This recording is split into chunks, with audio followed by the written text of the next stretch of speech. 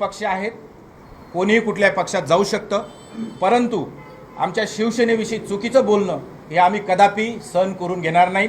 आणि मग तोच सूर जर गिरीश महाजन घेत असतील आणि आमची शिवसेना नेस्ताबून एका इथं जमलेले एका निरोपावर सर्व पदाधिकारी प्रमुख पदाधिकारी इथं उपस्थित आहेत, कशी शिवसेना संपली?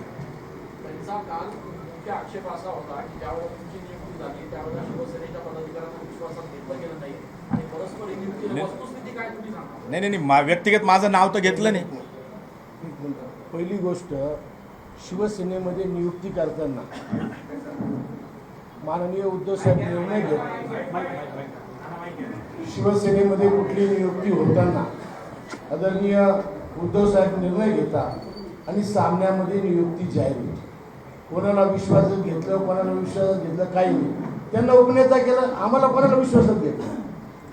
म्हणजे निर्णय उद्धव साहेबांचा आहे, कोणाला जिल्हा प्रमुख करायचं, कोणाला उपनेता करायचा, हा निर्णय त्यांचा आहे, त्या निर्णयात कुणी हस्तक्षेप करू शकत तरी जे काल आक्षेप घेतले 8 ते 10 लोक नाराज आहेत, आपण त्या संदर्भात काही चौकशी केली का? कोणी नाराजी आहेत की नाही त्या संदर्भात? नाही, अजून तरी आमच्या कानावर आलं नाही की या ठिकाणी नियुक्ती केल्यानंतर नाराजी वगैरे असं काही। नाराजी असतं तर लगेच काहीतरी झालं असतं, तुमच्यापर्यंत आलं असतं।